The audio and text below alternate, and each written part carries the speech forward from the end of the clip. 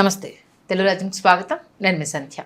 సుగాలి ప్రీతి case గురించి ఎవరికి introduce చేయాల్సిన అవసరం లేదు. సుగాలి పార్వతి తల్లి 9 ఏళ్లుగా తన కూతురికి న్యాయం జరగకపోవడానికి సంబంధించి ఫైట్ చేయడానికి సిద్ధమవుతోంది. ఈ నేపథ్యంలో కర్నూలు నుంచి అమరావతికి వీల్ చైర్ మీద యాత్ర చేసేందుకు సిద్ధమైంది. ఈ యాత్రకు ఏపీ ప్రభుత్వం అనుమతి నిరాకరించింది. చంద్రబాబు నాయుడు గారు కావచ్చు, డిప్యూటీ సీఎం పవన్ కళ్యాణ్ గారు కావచ్చు, హోంమంత్రి అనిత గారు కావచ్చు, అనుమతి లేదు, వీల్ చైర్ యాత్ర చేయడానికి వీలు లేదు అంటూ హుకుం జారీ చేసినట్టుగా తెలుస్తోంది. 9 ఏళ్ళు అవుతున్నా తన కూతురికి న్యాయం జరగలేదు అని ఒక వికలాంగురాలు చేస్తున్న ఈ యాత్రను అడ్డుకోవడం ఎంతవరకు కరెక్ట్? ఎందుకు సుగాలి ప్రీతి కేసులో న్యాయం చేయలేకపోతున్నారు? డీటెయిల్స్లోకి వెళ్ళే ప్రయత్నం చేద్దాం. సీనియర్ పొలిటికల్ అనలిస్ట్ భరద్వాజ్ గారు మనతో ఉన్నారు. ఆయన మాటల్లో. భరద్వాజ్ గారు నమస్తే. నమస్తే. ఏంటి సుగాలి పార్వతి యాత్ర చేస్తాను అని అంటే ఆపడం ఎలా చూడాలి? అంటే ఖచ్చితంగా ఇది జనాల్లోకి వెళ్ళి సెన్సేషన్ అవుతుందన్న అదా, లేకపోతే వాళ్ళు సాక్ష్యాలన్నీ తారుమారయ్యాయి, ఇప్పుడు ఏమీ చేయలేని పరిస్థితి వచ్చింది అన్న స్టేట్మెంట్కి వాళ్ళ సమాధానం చెప్పలేమని అంటే ఏం చెప్తారు? అంటే సాక్ష్యాలు తారుమారు అయ్యాయి అనేది అది కరెక్ట్ కాదండి. తారుమారు ఎవరు చేసుంటారు అనేది కూడా క్లారిటీ కావాలి. అంటే ఇది 17లో జరిగినటువంటి ఇన్సిడెంట్. 9 సంవత్సరాలు ఇప్పటికీ. 17లో జరిగిన ఇన్సిడెంటు. అప్పుడే యాక్చువల్గా ఆ రెసిడెన్షియల్ కాలేజీ యాజమాన్యం మీద చాలా విమర్శలు వచ్చినాయి. అవును. కానీ ఎవరిని అరెస్ట్ చేయటము లేకపోతే వాళ్ళని విచారించటము ఇలాంటివి సీరియస్గా జరగలేదు. 2 ప్రభుత్వాలు అది జరిగిన తర్వాత మళ్ళీ 19లో వైసీపీ గవర్నమెంట్ వచ్చింది. వైసీపీ గవర్నమెంట్లో కూడా దీనికి సంబంధించి ఏమీ జరగలేదు. నిజానికి జరగలేదు. పవన్ కళ్యాణ్ గారు కొంత భుజాన వేసుకున్నాడు. దీన్ని భుజాన వేసుకుని ఈ కేసుకు సంబంధించి నేనే బాధ్యుణ్ణి, నేనే ముందుకు తీసుకెళ్తాను, తగిన న్యాయం చేసి తీరతాను అన్నాడు ఆయన. ఆయన ఎలక్షన్ ప్రచారంలో కూడా దీన్ని భాగం చేశాడు. ఒక రకంగా వాళ్ళని ప్రొటెక్ట్ చేస్తోంది ప్రభుత్వం అని కూడా మాట్లాడాడు ఆ రోజున ఆయన. అంతకుముందు జరిగిందేమో తెలుగుదేశం హయాంలో ఆయన విమర్శించింది జగన్మోహన్ రెడ్డి ప్రభుత్వాన్ని. మేము అధికారంలోకి వస్తే ఈ సమస్యని పరిష్కరిస్తాము అని చెప్పాడు. అధికారంలోకి వచ్చి ఇంతకాలమైంది, ఆయనేమీ దానికి సంబంధించి ఏ కార్యక్రమము జరగలేదు. వాళ్ళు కలవటానికి ప్రయత్నం చేసినా కానీ కలిసే సమయం ఇవ్వలేదు ఆయన. ఇది సుగాలి పార్వతి అనే ఆవిడ కలిసే ప్రయత్నం చేసింది పవన్ కళ్యాణ్. ఆయన కలవలేదు, పని అయిపోయింది అన్నట్టుగానే వ్యవహరించాడు ఆయన. ఇది మాత్రమే కాదండి, అంటే అమ్మాయి సూసైడ్ చేసుకుందని వాళ్ళు చెప్పారు. సూసైడ్ కాదు, ఇది హత్య జరిగింది అనేది ఆవిడ ఆరోపణ. దాన్ని నిర్ధారించడానికి ఇంత టైం ఎందుకు తీసుకుంటున్నారు అనేదే అర్థం కాని పరిస్థితి. ఇది ఖచ్చితంగా నేరస్తుల్ని రక్షించే కార్యక్రమమే. అంటే ప్రభుత్వానికి ఆ కాలేజీ యాజమాన్యం, సిఆర్ రెడ్డి కాలేజీ, అది రెసిడెన్షియల్ కాలేజీ కర్నూలు శివార్లలో ఉంటుంది.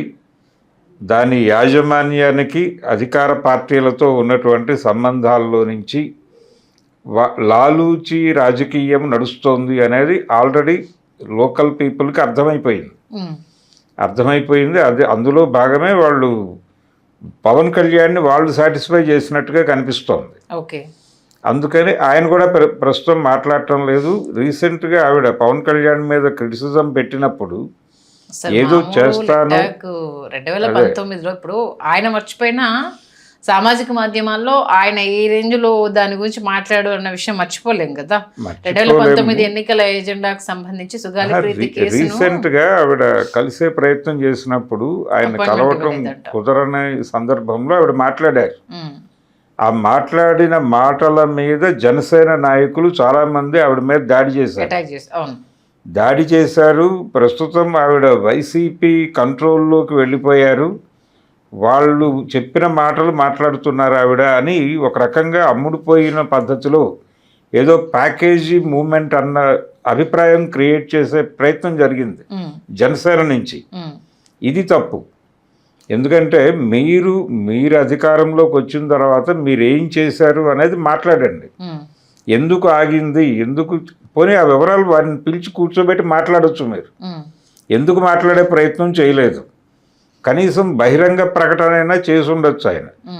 ఎప్పుడు ఎమోషనల్గా మాట్లాడతాడు ఆయన. ఇప్పుడు కూడా సుగాలి ప్రీతి విషయంలో జరిగింది అన్యాయం, నా వైపు నుంచి నా ప్రయత్నం నేను చేస్తున్నాను, కానీ వాళ్ళ వైపు నుంచి అటువైపు నుంచి సహకారం లేదు అని ఇప్పుడు మాట్లాడుతున్నాడు ఆయన. ఎటువైపు నుంచి సహకారం లేదు? కుటుంబం వైపు నుంచి. కుటుంబం వైపు నుంచి సహకారం ఉండేదేముంది? మీరు పోలీసుల్ని కదిలించండి, మీరు చేస్తే అయిపోతుంది కదా. మీరు పోలీసుల్ని కదిలించి డీజీపీ దగ్గరికి వెళ్ళి మీరు మాట్లాడి కూర్చుంటే ఎందుకు అవ్వదు? ఎందుకు కాదు అంటే గతంలో ఇలాంటి కేసులు చాలా చూసాం మనం. అవును, సుగాలి ప్రీతి ఒక ఇష్యూనే కాదు, ఇక్కడ హైదరాబాదులో ఒక హోంమంత్రి కుమారుడి ప్రమేయం ఉంది అని ఒక సినిమా నటి ప్రత్యూష వ్యవహారంలోనూ తగిన న్యాయం జరగలేదు అని ఇప్పటికే ఆవిడ మాట్లాడతారు. న్యాయం జరగడానికి కూడా ఎన్నేళ్ళు పట్టింది సార్. చేసినటువంటి వాళ్ళు వేరు, అరెస్ట్ అయినటువంటి వ్యక్తి వేరు. ఆ అరెస్ట్ అయినటువంటి వ్యక్తికి పడ్డ శిక్ష అది దాన్ని శిక్ష అంటారా అని కూడా ఒక ప్రశ్న ఉంది. అవును. అలాగే ఆయేషా మేరా కేసు ఉంది అక్కడే ఏపీలోనే, ఇంకా అమరావతి దగ్గరే అది. అప్పుడు దానిలో కూడా ఒక మంత్రి గారి మనవడి కోనేరు రంగారావు గారి మనవడి పేరు దొర్లింది. వాళ్ళకి క్లీన్ చిట్ ఇచ్చేశారు, అయిపోయింది. అంటే పొలిటికల్ ఇన్వాల్వ్మెంట్ ఉన్నటువంటి ఏ కేసు సాల్వ్ అవ్వట్లేదు. ఇక్కడ కూడా అదే అభిప్రాయం ఉంది. ఆ మేనేజ్మెంట్ మీద ఆరోపణలు ఉన్నాయి, వాళ్ళకి పొలిటికల్ లింక్స్ ఉన్నాయి, కాబట్టి నేరస్తులు ఎవరో బయటకు రావడం లేదు. అంటే ఇక్కడ నేరం చేసే ఒక హై ప్రొఫైల్ పొలిటికల్ లింక్స్ ఉన్నటువంటి వాళ్ళు ఏం చేసినా వాళ్ళకి ఏమీ కాదు అనే భరోసా కల్పిస్తున్నారు వీళ్ళు. ఇప్పుడు నా కూతురికి ఏం జరిగిందో మీరు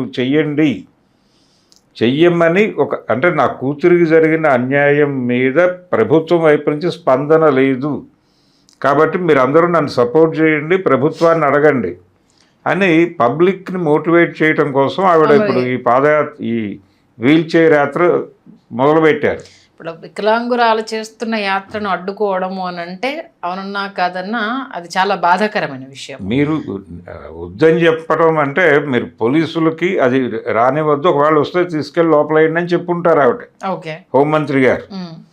కానీ అది కాదు కదా చెప్పాల్సింది. మీకు ఒకవేళ ఆవిడ వీల్ చైర్తో యాత్ర చేయటం ఇబ్బందికరం అని అనిపిస్తే మీరు ఇమ్మీడియట్గా ఆవిడని పిలిపించి కూర్చోబెట్టుకుని అసలు కేసు ఏమిటి, ఏం కోరుతున్నారు మీరు అడిగి డిపార్ట్మెంట్ హెడ్స్ని పిలిచి కూర్చోబెట్టి, ఇదిగో బాబు ఈవిడ ఈ ఎలిగేషన్స్తో ఉన్నారు, వీటికి మనం చెప్పే సమాధానం ఏమిటి ఆవిడ ముందే చెప్పండి అని మీరు ఎందుకు బహిరంగ విచారణ జరపరు ఆ కేసు మీద? మీరు అది చేయకుండా ఆవిడ ఆపడం తప్పు. ఆవిడ ఆపడం అంటే ఇప్పుడు అరెస్ట్ చేస్తారు, ఇప్పుడు ఆవిడ ఎలాగూ మూవ్ ఆన్ అవుతారు, అయిన తర్వాత వీళ్ళు పర్మిషన్ లేదని ఆపుతారు పోలీసులు. అక్కడ ఎలాగూ చిన్న ఘర్షణ జరుగుతుంది, అది మళ్ళీ పొలిటికల్ యాంగిల్లో టర్న్ అయిపోతుంది. ఈ ఘర్షణని ఆధారం ఘర్షణ జరగడం కోసమే వీళ్ళు చేస్తోంది ఇది, అంతే కదా. ఘర్షణ జరిగితే తీసుకెళ్ళి ఆవిడ లోపల పడేస్తారు, లోపల పడేసి ఇదంతా వైఎస్ఆర్సీపీ కుట్ర అంటారు, అయిపోతుంది. వీళ్ళ పద్ధతిలో వీళ్ళు నడుస్తూ ఉంటుంది. అంటే ప్రభుత్వం చాలా స్పష్టంగా ఈ కేసు విషయంలో ఎవరినో ప్రొటెక్ట్ చేయడానికి ట్రై చేస్తోంది, క్లియర్గా తెలుస్తుంది అనేది అర్థమైపోతుంది. వాళ్ళకి ఏవీ లేకపోతే, ఏ ఇంటెన్షను లేకపోతే ఆవిడని పిలిపించుకుని మాట్లాడాలి కదా. ఇప్పుడు మీకు పర్మిషన్కి అప్లై చేసింది ఆవిడ, అప్లై చేసినప్పుడు మీరు వీల్ చైర్ యాత్ర చేయటం ఏమిటండి, మీరు రండి మాట్లాడదాం అని పవన్ కళ్యాణ్ అయినా కబురు పెట్టాలి, హోంమంత్రి గారైనా కబురు పెట్టి పిలిపించుకుని కూర్చోబెట్టి మాట్లాడి ఒక ఆడపిల్లకి సంబంధించిన వ్యవహారం అది. గతంలో మీరు ఆయేషా మీరా దగ్గర నుంచి ప్రతి కేసులోనూ మీరు మాట్లాడారు. ఇక్కడ ప్రత్యూష కేసు ఎందుకు మాట్లాడారంటే ప్రత్యూష కేసు జరిగినప్పుడు తెలుగుదేశం ప్రభుత్వమే ఉంది ఉమ్మడి రాష్ట్రంలో. ఆ ఆరోపణలు వచ్చినటువంటి మంత్రి గారు చంద్రబాబు క్యాబినెట్లో హోంమంత్రి ఆ తండ్రి గారు, కాబట్టి ఆ రోజున కూడా ఇలాగే స్పందించారు వారు. అదే పద్ధతిలో ఇప్పుడు కూడా అలాగే వ్యవహరిస్తున్నారు. అంటే వీళ్ళు వీళ్ళకి అవసరమైతేనేమో ఎన్నికలకి వాడుకుంటారు, లేదంటే కనుక పట్టించుకోలేదని ఎవరైనా మాట్లాడితే అవతల పార్టీ వాళ్ళకి కట్టేస్తారు. వాళ్ళు ఆడిస్తున్నారు, వాళ్ళు ఆడిస్తే ఆడించారు, మీరు చెప్పాల్సింది మీరు చెప్పాలిగా. చెక్ పెట్టాలి కదా ఆడిస్తున్న వాళ్ళకి. సరే వాళ్ళు ఆడిస్తున్నారు, అస్త్రంగా చేసుకుందాం, మీరన్న దానికి టిక్ మార్క్ వేద్దాం, ఓకే అందాము. ఛేదించడానికి మీరు చేస్తున్న ప్రయత్నాలు ఇవి అని ప్రజాక్షేత్రంలో చూపించినప్పుడు చెప్పాలి కదా. వాళ్ళు ఆటోమేటిక్గా నోరు మూసుకుంటారు, ఆడించాల్సిన అవసరం కూడా ఉండదు కదా. ఉండదు. మీరు వ్యవహరిస్తున్న తీరే మీ మీద 100 అనుమానాలు కల్పించేదిగా ఉంది. అందులో భాగమే ఇప్పుడు ఆ వీల్ చైర్ యాత్రను అడ్డుకోవడం కూడా. చూద్దాం ఇది ఏ మలుపు తిరుగుతుంది అనేది, మళ్ళీ ఎలాంటి రాజకీయ ఘర్షణ వాతావరణం చోటు చేసుకుంటుంది, ఇది లా అండ్ ఆర్డర్కి సంబంధించి మళ్ళీ ఏ ఇష్యూ అవుతుంది అనేది పెద్ద ఇష్యూ అయితే రాబోయే రోజుల్లో కాబోతున్న స్పష్టంగా తెలుస్తుంది. మంచి విశ్లేషణ అందించారు. Thank you sir. Thank you.